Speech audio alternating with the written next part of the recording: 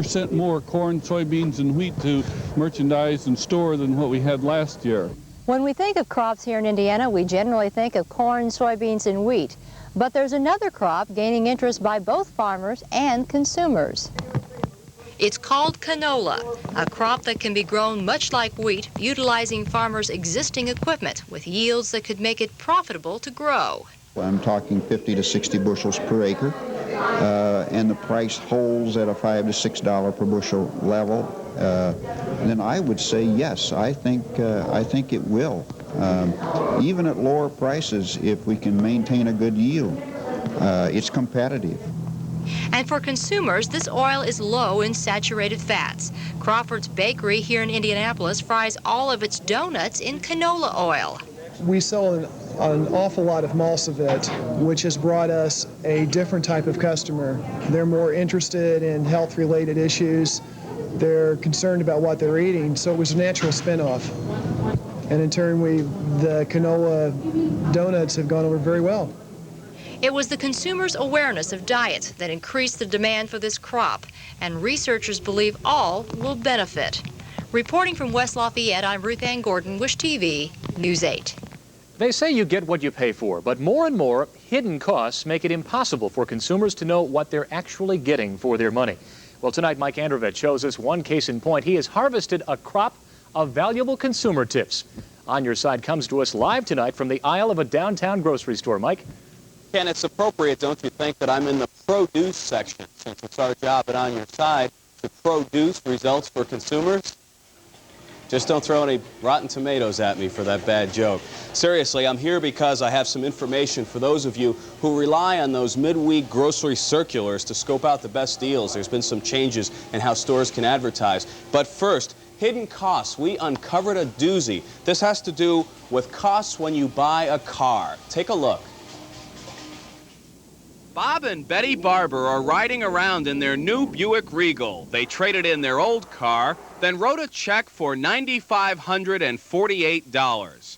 This story is about that final 48 bucks. We had agreed on a price, I thought, in the little cubicle with the man, and then they come up with this. A salesman for Weesey Buick told the Barbers they had to pay an additional $48 document fee. He just said paperwork. But I couldn't understand paperwork. I said everybody charged it, that they was the cheapest.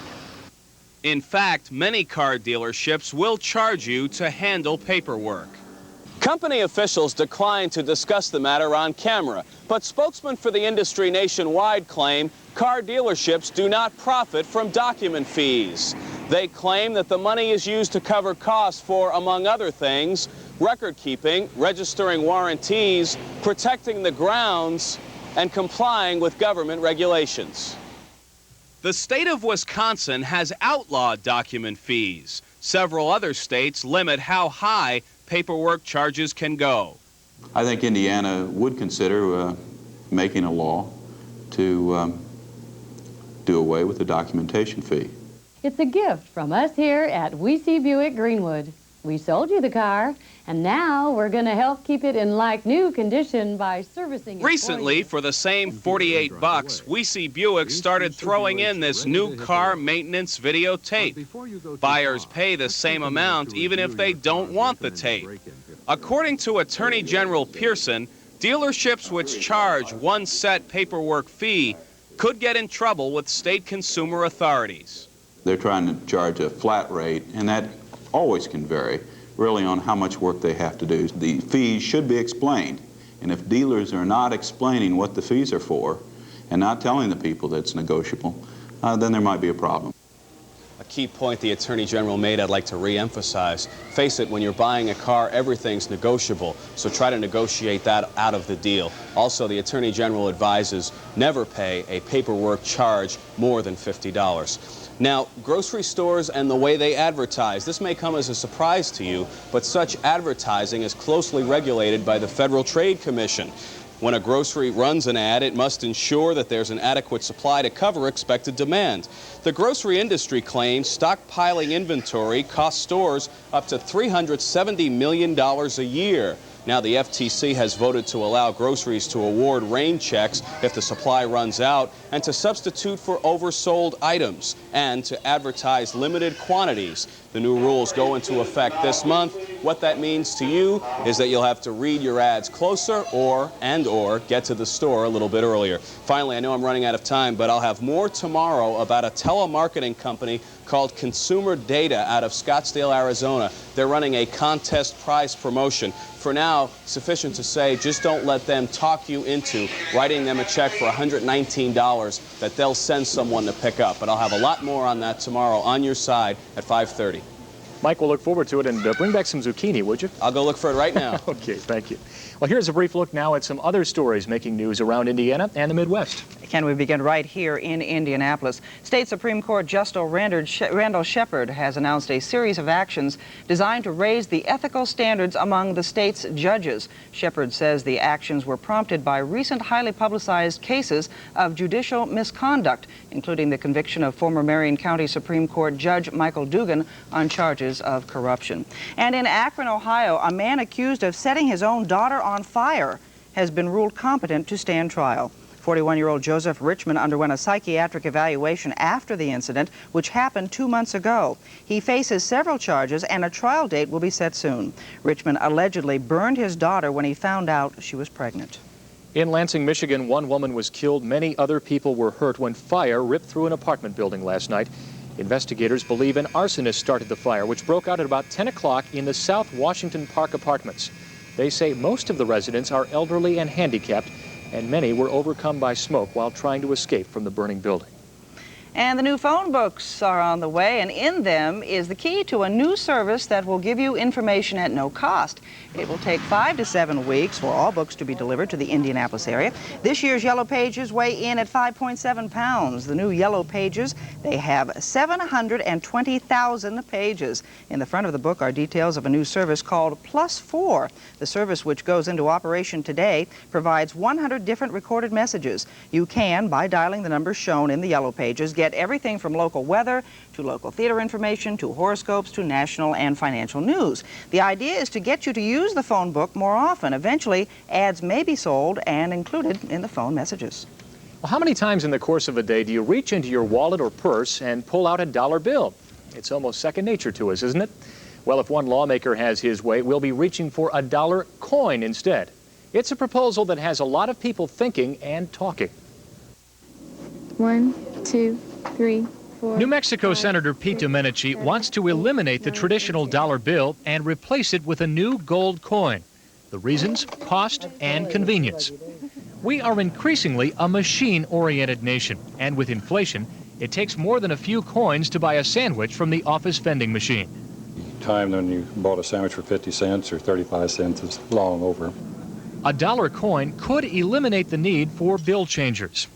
It would cost about a penny more to produce a dollar coin, but it would last 20 to 30 years. A paper bill has an average lifespan of 18 months. Well, we get a lot of bills that are pretty well worn, and we have to separate these from the good-looking bills, and so it would save us some time, certainly. But again, we have to lug around these heavier coins, so that would be a problem in itself. If you have a good memory, you know this isn't the first time a dollar coin has been in the news.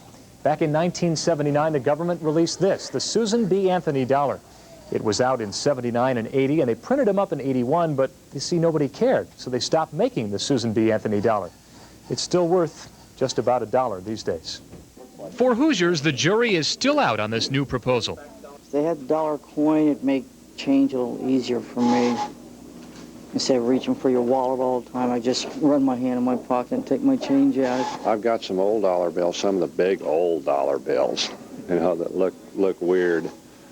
And I guess it's tradition more than anything. I was sorry to see the silver certificates pass. The dollar coin is getting the support of the American Council for the Blind, which claims a coin would make life easier for people with vision problems. The bill is in the Senate Banking and Finance Committee and has not yet come up for a hearing. What about some of the other coins?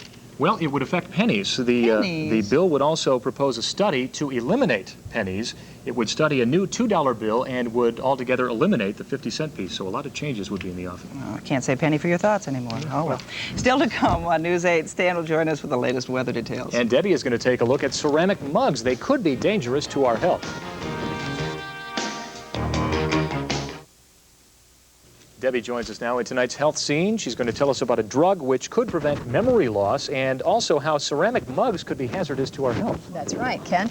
We have researchers tonight that are studying a drug called nimodipine that could prevent memory loss as we get older. It may work by controlling calcium buildup in the brain, and one suspected of causing failing memory.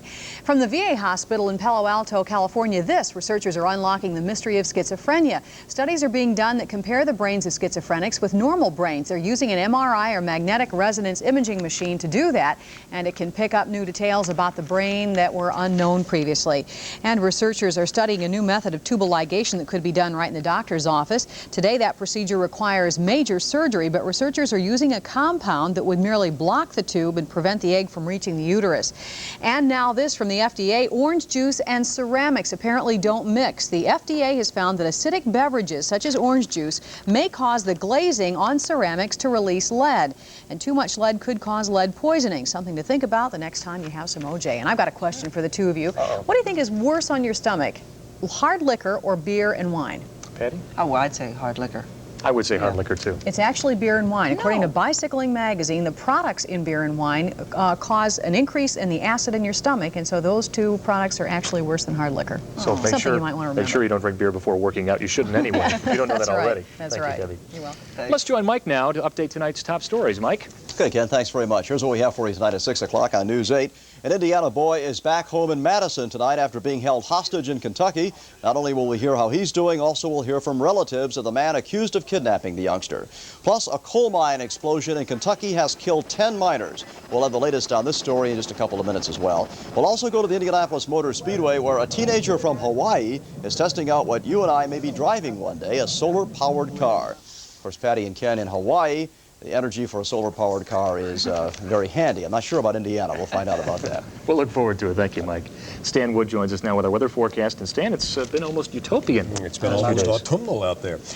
I wonder how many people normally go back to a homecoming of, say, their high school or college. I expect you guys have, haven't you? Maybe you have out there. 5 years. Wouldn't miss it. Sure. Well, the roving thermometer is going to help to publicize a homecoming. It's visiting LaPel, Indiana. Their Lions Club there invites all of the public on behalf of the community of LaPel to attend the 1989 LaPel Homecoming. It begins tomorrow, plays through Saturday of this week in LaPel, Indiana. And right now, the roving thermometer says it's a rather crisp 66 degrees. Well, that's a good route to take, isn't it? What kind of weather would you like, say, later on this evening?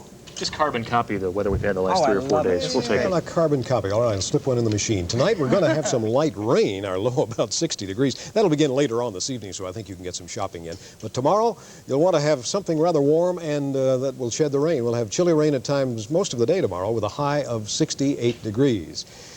Well, that takes care of the official business. Now then, once in a while, we like to delve back into what we call Hoosier weather lore. This isn't necessarily true, gang, so get out the salt shaker. From the first time you hear the katydid, it will be 6 weeks till frost.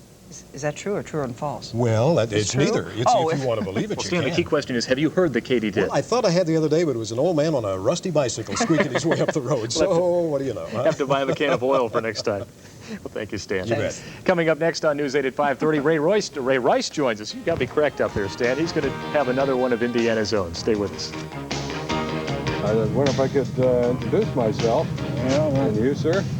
My name's Beam. In fact, he is Herman Beam, and he is one of Indiana's own. I'm Ray Rice, and we'll take a closer look at Citizen Beam coming up on News 8. Well, there are many people who go about making things a little better for the rest of us. And tonight on Indiana's own News 8's Ray Rice introduces us to one such man who lives on the city's east side. Ray? Yes, indeed. If you've traveled into work along Emerson in the morning, you've no doubt seen this fellow before. He is as familiar as the surrounding scenery. In fact, that's what he's into, scenery. Well, there he is, Herman Beam, doing what he's done for the past dozen years. He makes his neighborhood a little nicer. No, a lot nicer. You'll find him out here every morning with his orange reflector vest and his sack, picking up after us. He picks up everything from cigarette butts to mufflers and papers. He even ggets the dandelions. Here's one. Herman Beam will be 83 in November. He's lived in this neighborhood since '68, and in the mid-'70s, shortly after he retired, he started cleaning things up. I do it because I like to. You'd be surprised how much better you feel after you've done this, and then it's a job that you can see what you've done. When you get done, you look up and down here, it looks so nice and clean, and it gives you some satisfaction. And his work is appreciated. He was honored by the mayor once, and a few years ago, a local radio station named him Man of the Day. And he gets thank yous from some passing motorists who give him a wave. I can't tell you how many calls we've had at the station telling us about this wonderful man out here doing this. So I'm not wonderful, I'll tell you that. I've got a loose tongue, and I say what I think. Sometimes I shouldn't. Mr. Beam is indeed outspoken. He even has a few words for the man who once gave him a special citation. I think Hudnut's going at it the wrong way. Good, pretty buildings doesn't make a pretty city. The people, and if you don't improve the quality of the people, you're not going to improve the city, right? Herman Beam, one of Indiana's own, who makes you wonder what Indianapolis would look like if everybody showed a little pride in their neighborhood. So that's Herman Beam, one of Indiana's own. I'm glad I met him. By the way, if you know of someone or something or a place that might be Indiana's own, let me know so I can let everybody else know. Just drop me a note at Wish TV, P.O. Box 7088, and there's the address all over your screen. I think we need more Herman Beams. Oh, he's a terrific guy. He used to be Sergeant of the Guard when he worked for Lilly and Company. Really? Yeah. So now he's kind of Sergeant of the Medium. I like the way you sneaked up on him with your microphone. Yeah, I think that was sort of candid camera. Just well, he is shy of interviews. He did a But nice real job. nice guy. By the way, we do appreciate. We received some very nice comments about our Indiana's Own last night. But compliments should also be extended to photographer Bill Fisher and our editing coordinator Paul Brady. Well, there goes another nice story of mispronunciation. This, by the way, is not slow motion. The ropes are so long it looked like slow motion, and several people thought it was. But I know, Patty, you're interested in doing that. You expressed an interest last night, so they are looking for. I even have trouble looking up to you, so I don't know. Thanks a lot. It was a great story. Thanks Very for good. Well, every year we see those perfect faces and bodies strut down the runway in the Miss America pageant. Now, several contestants have admitted to plastic surgery. We'll have the latest.